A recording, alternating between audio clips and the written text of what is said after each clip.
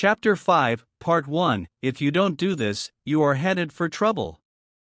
Back in 1898, a tragic thing happened in Rockland County, New York. A child had died, and on this particular day the neighbors were preparing to go to the funeral. Jim Farley went out to the barn to hitch up his horse. The ground was covered with snow, the air was cold and snappy, the horse hadn't been exercised for days, and as he was led out to the watering trough, he wheeled playfully, kicked both his heels high in the air, and killed Jim Farley.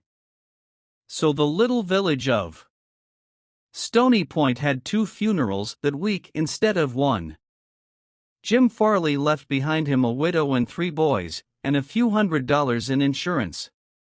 His oldest boy, Jim, was 10, and he went to work in a brickyard, wheeling sand and pouring it into the molds and turning the brick on edge to be dried by the sun. This boy Jim never had a chance to get much education.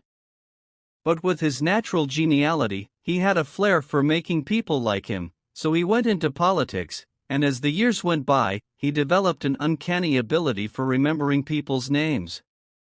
He never saw the inside of a high school, but before he was 46 years of age, 4 colleges had honored him with degrees and he had become chairman of the Democratic National Committee and Postmaster General of the United States. I once interviewed Jim Farley and asked him the secret of his success. He said, "Hard work," and I said, "Don't be funny." He then asked me what I thought was the reason for his success. I replied, "I understand you can call 10,000 people by their first names." "No. You are wrong," he said. "I can call 50,000 people by their first names. Make no mistake about it." That ability helped Mr. Farley put Franklin D. Roosevelt in the White House when he managed Roosevelt's campaign in 1932. During the years that Jim Farley traveled as a salesman for a gypsum concern, and during the years that he held office as town clerk in Stony Point, he built up a system for remembering names. In the beginning, it was a very simple one. Whenever he met a new acquaintance, he found out his or her complete name and some facts about his or her family, business, and political opinions. He fixed all these facts well in mind as part of the picture, and the next time he met that person, even if it was a year later, he was able to shake hands, inquire after the family, and ask about the hollyhocks in the backyard. No wonder he developed a following. 4 months before Roosevelt's campaign for president began, Jim Farley wrote hundreds of letters a day to people all over the western and northwestern states. Then he hopped onto a train and in 19 days covered 20 states and 12,000 miles, traveling by buggy, train, automobile, and boat. He would drop into town to meet his people at lunch or breakfast, tea or dinner, and give them a heart-to-heart talk. Then he'd dash off again on another leg of his journey. As soon as he arrived back east, he wrote to one person in each town he had visited, asking for a list of all the guests to whom he had talked. The final list contained thousands and thousands of names, yet each person on that list was paid the subtle flattery of getting a personal letter from James Farley. These letters began Dear Bill or Dear Jane, and they were always signed Jim. Jim Farley discovered early in life that the average person is more interested in his or her own name than in all the other names on earth put together. Remember that name and call it easily, and you have paid a subtle and very effective compliment. But forget it or misspell it, and you have placed yourself at a sharp disadvantage. For example, I once organized a public speaking course in Paris and sent form letters to all the American residents in the city. French typists with apparently little knowledge of English filled in the names and naturally they made blunders. One man, the manager of a large American bank in Paris, wrote me a scathing rebuke because his name had been misspelled. Sometimes it is difficult to remember a name, particularly if it is hard to pronounce. Rather than even try to learn it, many people ignore it or call the person by an easy nickname. Sid Levy called on a customer for some time whose name was Nicodemus Papadoulos.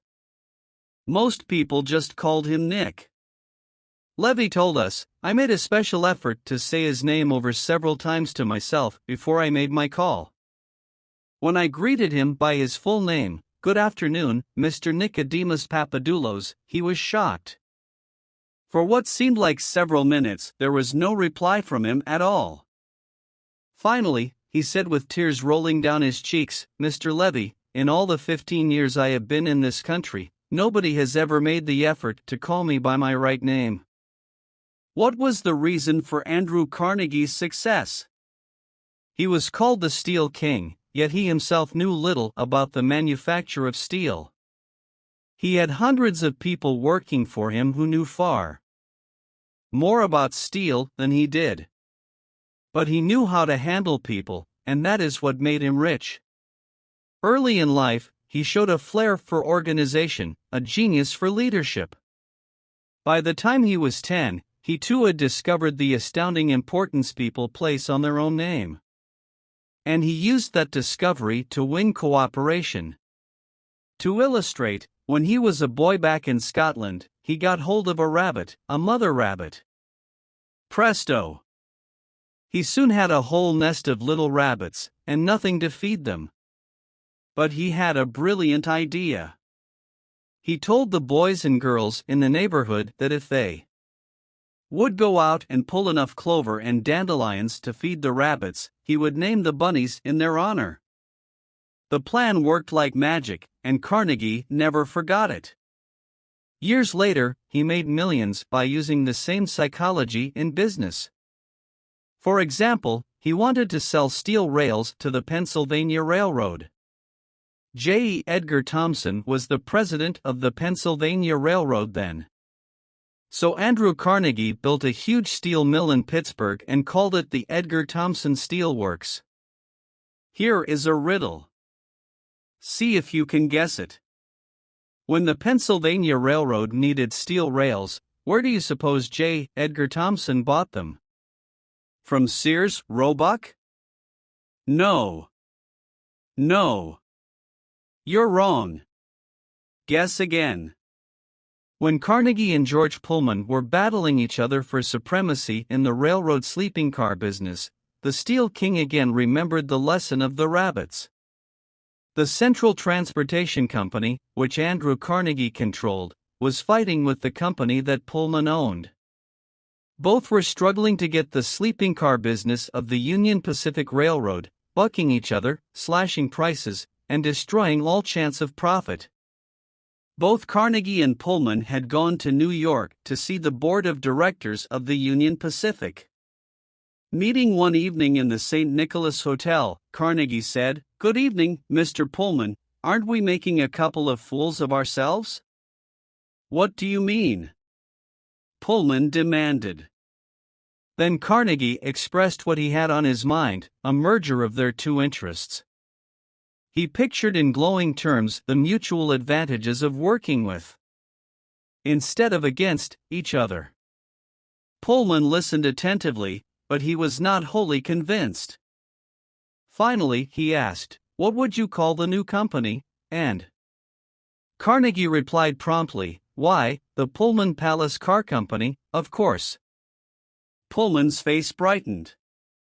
"Come into my room," he said. "Let's talk it over." That talk made industrial history.